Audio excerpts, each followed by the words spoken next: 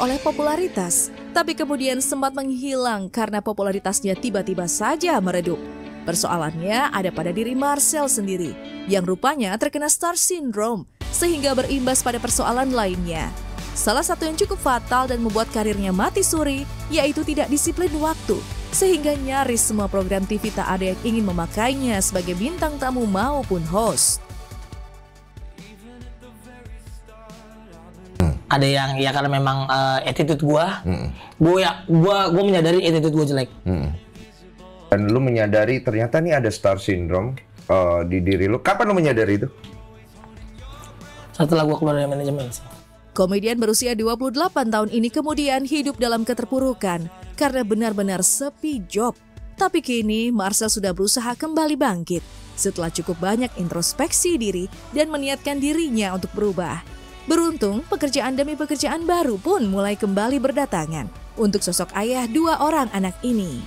Ya ini adalah Marcel yang baru, yang tidak datang telat, yang benar-benar on time gitu, karena aku tidak mau kayak dulu lagi.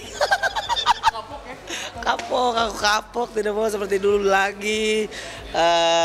Ya bisa dibilang lebih nyaman lah, karena ketika kita datang on time kan jadi kan nggak diburu-buru gitu, terus di jalan juga lebih safety, nggak ngebut-ngebut gitu, jadi lebih lega lah sekarang. Perubahan dalam diri Marcel rupanya banyak dipengaruhi oleh nasihat para sahabat yang masih mencoba peduli pada kehidupan sang komika.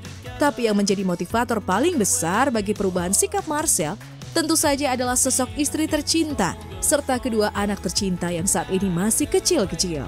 Belum lama ini Marcel dan sang istri pun merayakan ulang tahun sang putra sulung yang kini memasuki usia 2 tahun.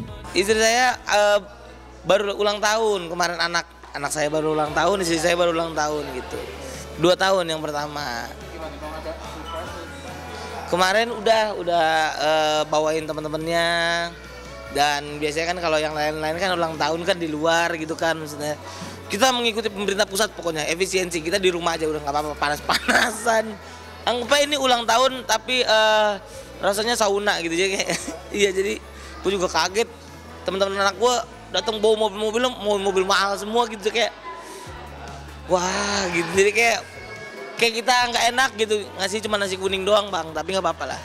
Satu hal yang disyukuri oleh Marcel dan sang istri, yaitu sang anak berulang tahun di saat sebuah kediaman baru yang cukup mewah pun telah berhasil dibeli. Ya, meskipun berkonsep minimalis, tapi rumah 2 lantai yang berlokasi di wilayah Depok, Jawa Barat ini ternyata lebih dari layak untuk ditempati oleh keluarga kecil sang komika. Belajar dari pengalaman, Marcel tak ingin lagi jatuh pada lubang yang sama. Setiap kali menerima pekerjaan baru, satu hal yang selalu akan diingat adalah bekerja keras untuk mencari rezeki. Tidak hanya untuk kenikmatan saat ini, tapi juga untuk persiapan masa depan anak-anak yang lebih layak. Ya tidak boleh seperti dulu lagi, intinya itu, kita harus benar-benar yang semangat ya bang ya. karena memang benar-benar dulu tuh gue benar-benar kayak apa ya, kayak nggak napak lah gitu, jadi nggak boleh lagi kayak gitu, biar anak-anak gue juga bisa sekolah di internasional gitu jadi kan, biar enak gitu, ngobrolnya juga bahasa Inggris gitu. Kalau sekarang kan ngobrol masih pakai bahasa kalbu bang, jadi iya benar, karena itulah kenapa gue bilang anak ketiga nanti dulu gitu, karena gue harus nyiapin dulu nih sekolahnya yang di mana gitu, buat anak gue yang pertama, yang kedua, belum susunya bang ya, belum popoknya gitu. Ternyata popok itu lebih mahal daripada ganti baju guys, jadi kayak lu ngalamin kan? Ternyata gue bener-bener nggak tahu gitu, beli baju kan kita cuma sekali brother, popok itu bisa berkali-kali kita ganti gitu, dan menurut gue biayanya tuh harus benar-benar di-preparein. Kalau anak gua misalkan mohon maaf kayak kencing sembarangan lah, itu kan masih belum bisa dia kan, harus ada popok gitu. Jadi itu benar-benar harus di-preparein banget lah. Marcel pun berpesan untuk para ayah untuk lebih semangat mencari rezeki dan tidak pernah patah arang. Sebab di setiap kesulitan pasti akan ada jalan keluarnya. Dan di setiap keterpurukan pasti akan ada masa untuk bangkit kembali. Buat teman-teman semuanya, sebagai seorang ayah semangat. Karena kita sebagai laki-laki kan tidak pernah diajarkan bagaimana cari uang dari kecil gitu. Kalau perempuan masih diuntungkan dengan dia main masak-masakan, oh berarti kan bisa masak. Terus dia main gendong-gendongan anak, oh berarti untuk ngurus anak dan mendidik anak. Jadi kita sebagai laki-laki harus tetap kuat meskipun tidak ada fondasi kita dengan kuat. Kita harus tetap kuat guys, karena laki-laki itu memang tidak pernah bercerita, tapi hanya menangis di kesendiriannya. Pulang narik asap dalam. Gue waktu ngeliat bapak gue tuh kayak waktu dia narik asap dalam tuh kayak, oh ini artinya gitu.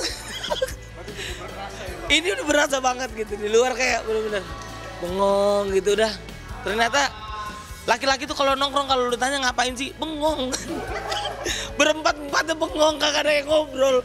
Bengong ngopi, bener gak? Itu udah. Terus tiba-tiba ada momen kita ngelihat mata teman kita ngelihat kita terus ketawa bareng gitu. Ya. Jadi semangat untuk seluruh bapak di seluruh Indonesia dan juga belahan Nusantara ini. I'm a needle stuck in the groove. I gotta get my feet off the ground, get out of this town and break through.